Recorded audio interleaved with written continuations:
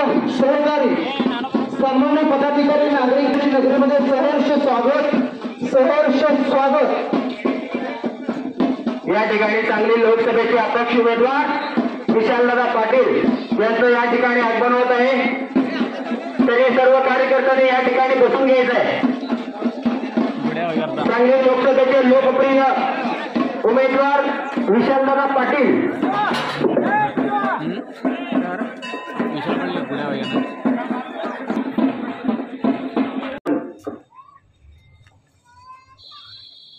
सांगली लोकसभेच्या या निवडणुकीत गेले 6 महिने चर्चा जनतेत होती की ह्या निवडणुकीत गेल्या 10 वर्ष जे लोकसभेत खासदार म्हणून काम करतात त्यांच्या निराशाजनक कामामुळे जनतेने त्यांचा पराभव केला पाहिजे। भाजपबद्दल निराशा होती, महागाईचे अडचण, जातीवाद करून आपापल्या भांडण लावून मतं घ्यायचा प्रयत्न तो आपल्या भागात चालणार नाही। आणि मग निवडणूक जवळ आली तर ह्या वेळेला निश्चित सांगलीत बदल घडणार आणि काँग्रेसचाच खासदार ह्या ठिकाणी निवडून येणार अशी परिस्थिती जिल्ह्यात निर्माण झाली होती। दुर्दैवानं काहीतरी वेगळी चक्र फिरली। खासदारांना पुन्हा निवडून आणण्यासाठी काही षडयंत्र रचले गेले। आपण सगळीकडे ऐकतो नुरा कुस्ती नुरा कुस्ती। नुरा कुस्ती काय असते? एखादा पैलवानाला जिंकवायचं असेल तर जाणून बुजून त्याच्या विरोधात ठरवून पडणारा पैलवान उभा करायचा, पडणारा माणूस उभा करायचा, म्हणजे त्याला निवडून आणता येईल। टीव्हीवर सुद्धा आपण खेळ करतो, क्रिकेटचे मॅच बघतो, त्यात चर्चा होते मॅच फिक्सिंग, म्हणजे समोरची बाजू 4 पैसे खाऊन मुद्दामून खराब खेळणार आणि दुसऱ्या पार्टीला जिंकून देणार। आता काय ह्या डाव झाला की ह्या संजय पाटलांना पुन्हा निवडून द्यायसाठी विरोधात मॅच फिक्सिंगचा प्रयत्न झाला। आता तुम्ही काल पेपरमध्ये वाचला असणार गुजरात मधल्या सुरतच्या लोकसभा मतदारसंघात भाजपने त्यांचा एक उमेदवार बिनविरोध केला। सुरत मधले व्यापारी, सुरत मधले नागरिक प्रचंड नाराज होते आणि कुठल्याही परिस्थितीत परत भाजपला निवडून द्यायचं नाही हा निर्धार त्या लोकांनी केला होता।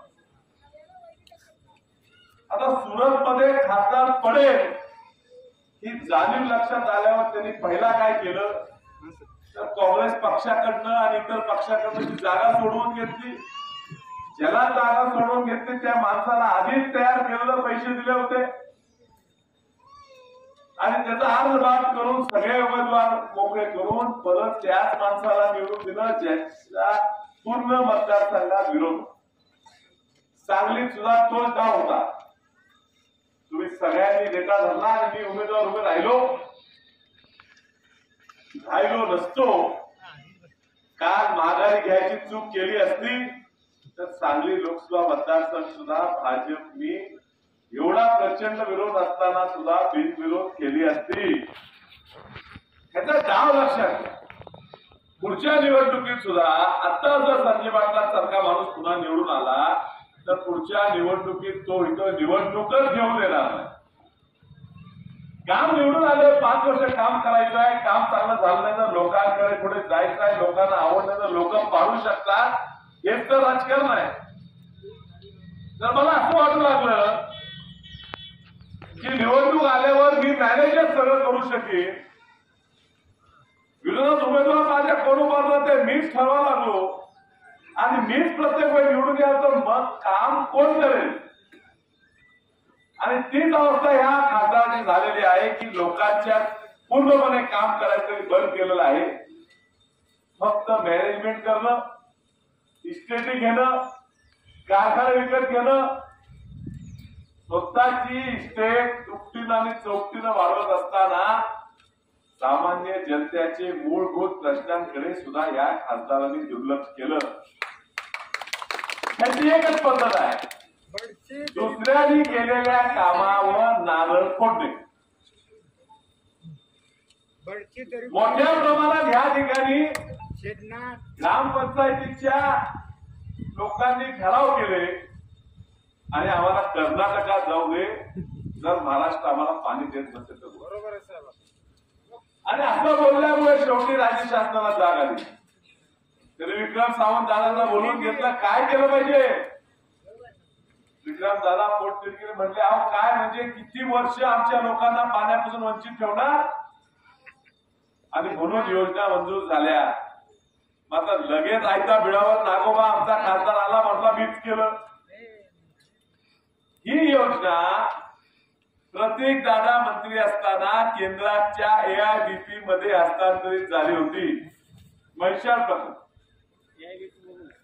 2013 साली प्रतीक दादा मंत्री असताना पहिल्यांदा जत तालुक्याच्या बिरना तलावापर्यंत कृष्णेचं पाणी आलं. कृष्णेचं पाणी आणून 1000 कोटीचा निधी या जत तालुक्याच्या म्हैसाळ प्रकल्पासाठी प्रतीक दादांनी राज्य शासनाकडे वर्ग केला. या प्रकल्पाचं फक्त 10 वर्ष या लोकांनी काम पूर्ण करायचंच काम केलं. एकही नवीन निधी हे लोक दिल्लीत आणू शकले नाहीत. खासदाराला काय घेणं घेणं नाही. आयचं यायचं फक्त नारळ फोडायचा, दुसऱ्याच्या केलेल्या कामाचं श्रेय लाटायचं. प्रचारला येताना सुद्धा अधिकाऱ्याला दाब दाखवून मी प्रचारला चाललोय, जरा पाणी अर्धा तास का होईना सोड, म्हणजे गावात मला लई लोक त्रास देणार नाहीत. या पद्धतीने या खासदारांनी कालचा दौरा केला आणि आता गेला म्हणल्यावर पाणी पण.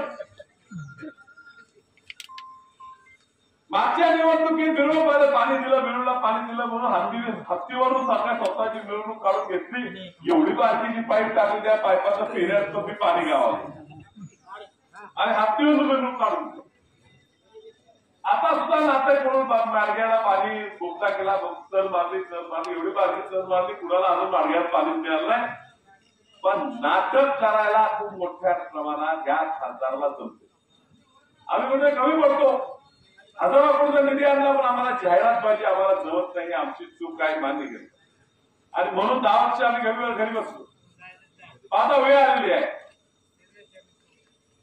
पुन्हा एका काम न करणाऱ्या खासदाराला घरी बसवायचं. दर 5 वर्षात तुम्हाला अधिकार आहे, तो अधिकार करा. मी निवडणुकीचा उमेदवार होऊ नये म्हणून त्यांनी खूप प्रयत्न केले. तिकीट कट करायचा काँग्रेसकडनं प्रयत्न केला. काँग्रेस पक्षाने एकमुखी सांगितलं आमचा उमेदवार विशाल पाटील असणार. मग डाव केला, वंचितकडे गेले, आंबेडकर साहेबांकडे गेले, म्हटले तुम्ही हा मतदारसंघ मागून घ्या, हा काँग्रेसला सोडू नका. बाळासाहेब आंबेडकर डॉक्टर बाबासाहेब आंबेडकरांचे नातू आहेत, तरी त्या ठिकाणी निर्णय घेतला की वसंतदादाच्या नातवाला मी रोखणार नाही, ही जागा मला नको. पुन्हा त्यांनी डाव केला, शिवसेनेकडे गेले, त्यांना फिरून केलं, शिवसेनेला जागा मागून घ्या, काहीतरी करा पण विशाल पाटलाला थांबवा, वसंतदादा घराचा माणूस माझ्यावर उभा करू नका, मी पडेन म्हणून थांबवा. दुर्दैवानं शिवसेना ह्या डावाला फसली, अडकली. काय ते हतबल झाले माहित नाही, पण त्या ठिकाणी त्यांनी उमेदवारी काँग्रेस पक्षाकडनं काढून. हा माझा अन्याय आहे, मला काँग्रेस पक्षावर अन्याय. काँग्रेस पक्षाचा विचार ह्या जिल्ह्यातनं संपवण्याचा हा डाव आहे. ज्या काँग्रेस पक्षाने ह्या जिल्ह्यात एवढी कामं उभी केली, जत तालुक्यात जागोजाग टँक उभे केले, पाणी म्हैसाळ प्रकल्पाची सुरुवात वसंतदादांनी केली, प्रतीकदादांनी ते केंद्राचा निधी मिळवून दिलं.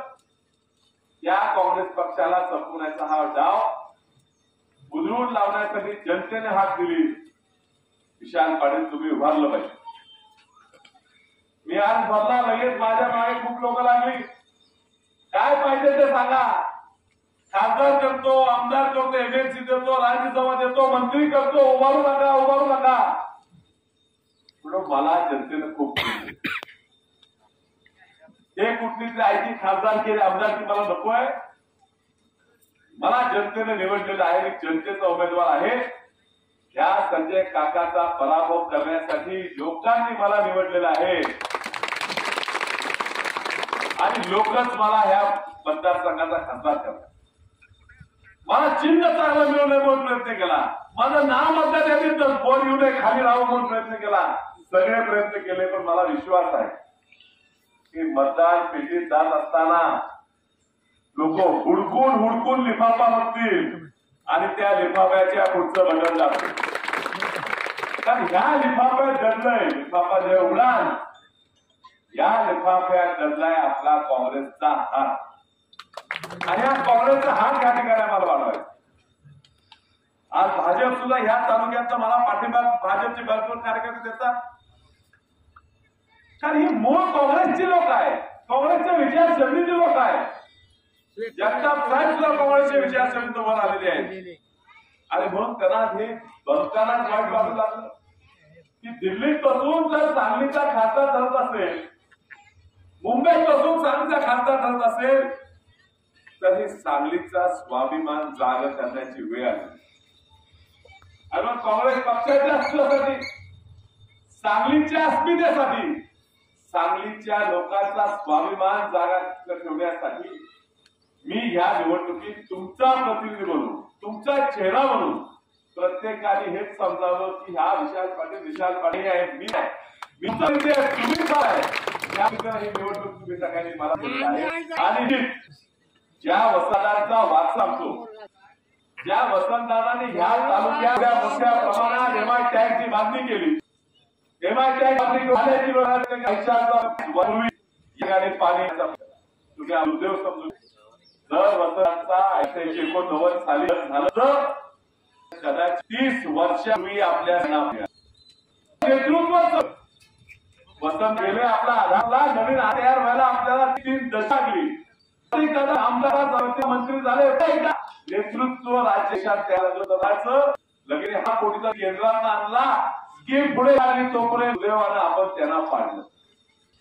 मी तुम्हाला विश्वास देतो कुटुंबात माणूस म्हणून दिल्लीला जाईल त्या पूर्ण त्या लोकसभेत बसलेल्या सगळ्या आमदारांपेक्षा जोरात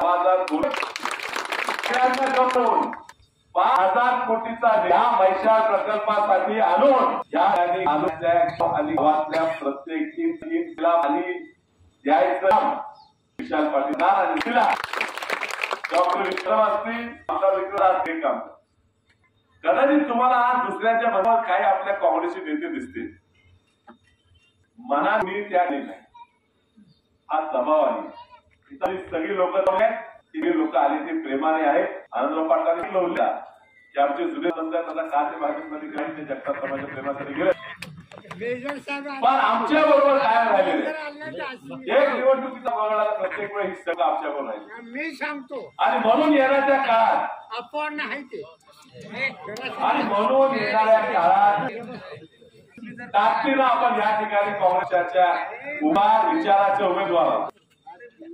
मी अपक्ष जरी असलो तुम्ही काँग्रेस पक्षाच्या विचाराचा उमेदवार आणि मग लिफाफा या चिन्हापुढील बटन दाबून तुम्ही पुन्हा एक तुमच्या तालुक्याचं प्रति करायची संधी आमच्या कुटुंबियांना द्यावी.